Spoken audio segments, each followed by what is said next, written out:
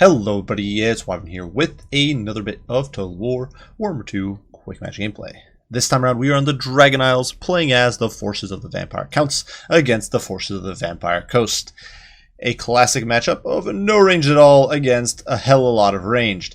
But for this match, one of the things I wanted to do was experiment a little bit, because hey, experimenting is always fun, shakes things up a little bit, and wanted to try an air heavy build that didn't rely on Terrorgeists and bats. One of the big problems, in my opinion, that's come about with the changes to the unit limits, which I think have mostly been a good change, has been that it's actually more difficult to run those old school Terrorgeist builds. Because now you bring a Terrorgeist, two Terrorgeists, even if you're going turn illegal, bring your Lord on a Hellsteed, and you've only got 2 slots left for bats. And that's a bit of a problem. Bats don't have much staying power, and they're very expendable. You usually want like 3-4 of them to really get that saturation. But you can't do that anymore. So what I figured is, you know what, let's try something different. Let's go a little wider with heavier hitters and try Vargeists. So for my build, I will be running Manfred, and I figured Manfred would be a good choice because he gives us good winds of magic generation. He obviously has the Sword of Unholy Power. He's obviously got Master of the Black Arts. Gives him some insane amounts of winds of magic. We also do have, of course, decent spell selection. You've got Raise Dead, you've got Invocation of Heck, very strong for just keeping your troops sustained, and that's important with Vargeists, because Vargeists are very flimsy and they need the sustain. We also have Spirit Leech to potentially snipe enemy lords. Obviously, vampires can heal, but still, being able to whittle down some elites can be very useful. Pestilential Breath, of course, it will be nice. And obviously, the Dragon is nifty. The Dragon gives you that AP and a little bit of melee punch. It might not be a top tier large killer or top tier goon squad, but stacked on top of Vargeists, you can definitely deal with, say, a lone isolated rotting Leviathan or something along those lines. Now, besides that, up in the skies, we do have several Vargeists. Keep in mind, one of the things, in my opinion, you always want to do as Vampire Counts is try to contest the air against the coast. Because if your opponent brings something like Luther Harkon and you didn't bring an army that can contest the skies, they can just sit in the air and snipe away at you and murder you over time with a pistol. And you will be able to do absolutely nothing. So, definitely not, in my opinion, what you want to experience, so I figured it's good to contest the sky. Now, for a front line, it is pretty cheap stuff. We've got a whole bunch of Graveguard. We've got the Sternsmen here. Graveguard will trash low-end chaff, and they've got Silver Shields, so they're not going to die a horrible death, at least not quickly, to enemy ranged fire. They've got multiple Spearmen on the flanks, 2 units of them to hold off enemy large and just stall a little bit if my opponent tries to surround me. On the flanks, besides that, we do have 2 units of Black Knights. Not much to be said for these guys. Not the most amazing melee combatants, but they are fairly cheap, cheerful, 78 speed. They'll be able to get into backline and really run over, say, handguns or artillery crews, units like that. They also give us some more mass. Multiple direwolves, 2 units of them also on the peripheries here, looking to sneak in and get more damage in. And finally, in the very back, we do have the Feasters in the Dusk, Regiment of Round Crypt Ghouls, who, of course, have Stalk and Vanguard, and we are going to be trying to use that Vanguard to sneak up on my opponent's gun line. Now, my opponent's build is going to be centered on Count Nocti. So Noctilus is over here on his, he is mounted on his Necrofex Colossus. He does have Invocation of Heck as well as Drowned Dead. Himself, a very potent caster who does have Arcane Conduit. He's got Wraith Storm for that bombardment, Captain Ross Moondial, so annoying zombie summons stalling me out is going to be the name of the game. And with that Necrofex Colossus, he can certainly get some meaty pot shots, and you can see already these direwolves losing 8 models to that initial salvo. Now, besides that, he is supported by a frontline mix of zombie pirate deckhand mobs alongside some depth guard, and this is going to be an interesting fight. Depth guard are definitely a more elite infantry than, say, Graveguard, but they're not. They're designed to slice through chaff, and I think that's what my opponent was anticipating. But Graveguard, they're a mid-tier, heavily armored infantry. I'm not entirely sure how that trade's going to go, so we'll definitely have to keep a lookout and see how the depth guard perform. Besides that, we do have more deckhands on the flanks.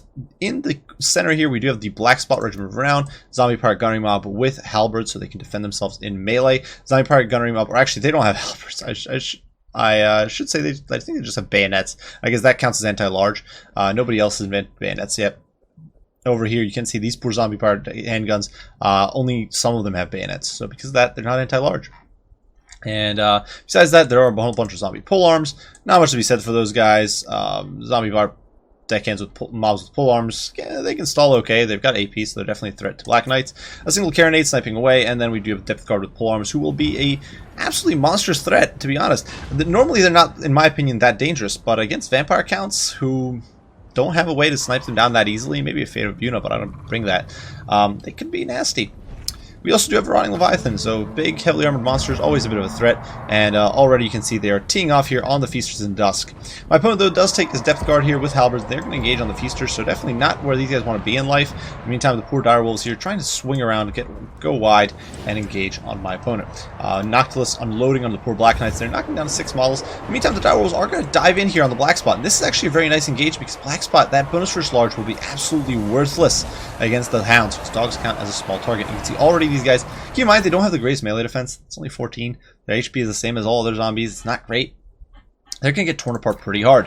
In the meantime, the good old Manfred is diving in here on Count Noctilus, trying to goon him out, or at least pressure him heavily. Over here on this flank, you can see the dogs getting tied down, and while my opponent intercepted with the polearms, we're going to be able to swing through with our Black Knights and get in on these pirate gunnery mobs. And Wraithstorm is going down. Manfred definitely taking a pounding. He's definitely not where he wants to be in life, but Vargeist just careening out of the skies and crushing into these filthy deckhands. And Vargeist, they hit like trucks. They're absolutely monstrous. There's 36 of them stacked on top of each other here. So despite the anti-large bonus, the fact that these guys have just such a low armor and such low melee defense is going to screw them over. You can see Skeleton Summon is going down. Actually overcast it, trying to get a little bit more killing power in there. Honestly, probably wasted. Could have probably just gone with normal zombies, but hey, it is what it is.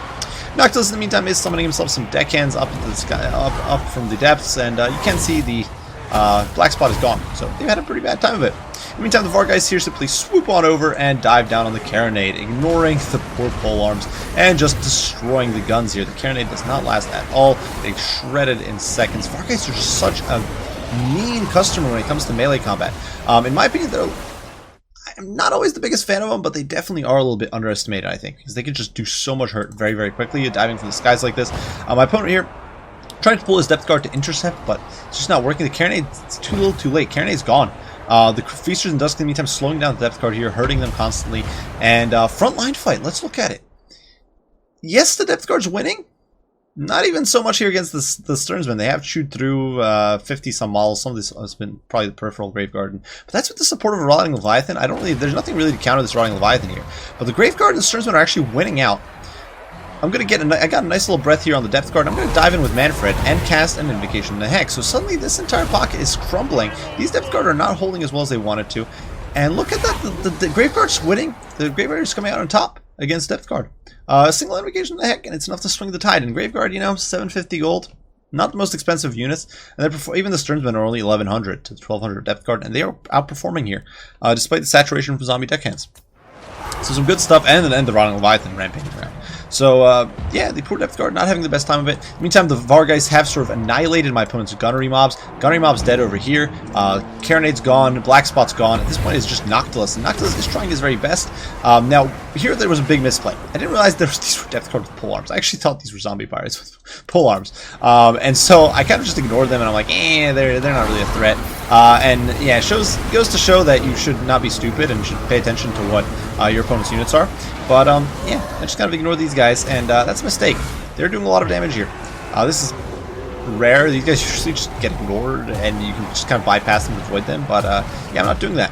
I do also take a full Wraithstorm there to the face on poor Manfred, so things not looking too hot. That said, things not looking too hot for Noctilus either. 75 armor and 30 melee defense is no saving grace against the might of the Vargeist. They're definitely taking him to Pound Town. That said, while Balance of Power is definitely very much in my favor, swinging into the 55-60% area, frontline flips buckling for my opponent. Keep in mind, he still has this Rotting Leviathan, and Manfred is very low. He's down to 2400 HP.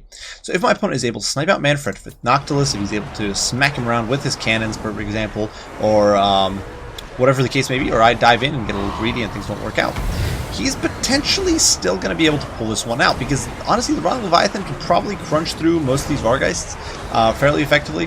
Definitely going to be a threat. I do try to get a breath here, and it doesn't go off, or just a smidgen goes off and like bounces off Noctilus's hide there. So I do dive in because I don't want to get pounded by a gun. And yeah, we're going to be trying to pressure Noctilus. But he's healed a bunch. He's up to 3,500 HP, and I'm almost at my healing cap. Granted, so Noctilus, so it's not a one-way street here, but things definitely not looking ideal. In the meantime, because I ignored those Depth Guard polearms, didn't realize these were Depth Guard polearms. They've actually done quite a number on my Vargeists, as well as on my Crypt Ghouls and Black Knights. All these units basically gone at this point. We are now swarming all over Noctilus, which is down to 2,100 HP. Just look at this poor Titan trying to stride amongst the tide of very angry Vargeist, and these crazy vampires are just jumping all over the place, trying to just munch on him. There you can see the mix of zombie deckhands and vampire count zombies slugging it out over there. And here it is definitely a battle of the titans, as Manfred is slugging it out with Noctilus, and it's going, well, okay. Manfred's winning. I say that, but I think Manfred's actually lower on HP, but Noctilus is getting overwhelmed, and he's not really able to get land hits on Manfred, so it's definitely going in my favor. Depth Guard, in the meantime, is finally gone. The deckhands here getting slaughtered by the Crypt Ghouls. The Crypt Ghouls will probably die soon, but it's okay. It doesn't really matter too much. Noctilus now, though, does sort of pull a fast one on us. Manfred's down to 9,400 HP. We have finally cleared up this front line, so now the infantry can come pouring in, but my opponent's almost killed Manfred. If he's able to snipe him, this will be game, potentially. The Rotting Leviathan is in here, so we are going to cast Invocation of the Heck here, because I was running low on Winds of Magic, so I can no longer spam a whole bunch of heals. Noctilus there pops a shot at Manfred. He's down to 587 HP. Things looking very grim, and Noctilus is just looking to pop a shot at us. So that's why we're diving in here with the Vargeist, just desperate, tooth and nail, trying to get in there and damage Noctilus. Bring him down, bring him down. Bounce power 55%. Right now, even if I take Noctilus down, there's still a Rotting Leviathan at almost full HP. We're going to pop Master of the Black Hearts. In we go, diving in on Noctilus, trying to pin him down, munch on him with our dragon. And things are definitely getting hairy. You can see the Vargeist here clubbing down on the Leviathan. Noctilus, just a hideous monstrosity of flesh and wood and steel and iron and whatever else might be in there. And yeah, he's stomping down. Manfred's definitely struggling. Fortunately, Noctilus, you're blocking the crab, so that's probably saving Manfred right now. Manfred would quite possibly have gotten smushed by the crab right now if Noctilus wasn't in the way. But we were able to drop Noctilus to negative 42 leadership. So it's going to buckle. He's going to go down. But now we are down to 600 HP. And Manfred is definitely not where he wants to be in life. Kenzie down to 560, trying to take off, just trying to scrape away, because I really don't want to lose Manfred right now. If I lose Manfred, there's a good chance I die. Arcane Conduit is going down from Noctilus, but keep in mind when you're crumbling, you cannot cast Invocation of the Heck, but my opponent lands a meaty hit there on Manfred, dropping me to 200 HP. I actually cast Invocation of the Heck on myself, trying to heal just a little bit, get closer to that healing cap. We were almost there, but Noctilus does fall and toppling to the earth.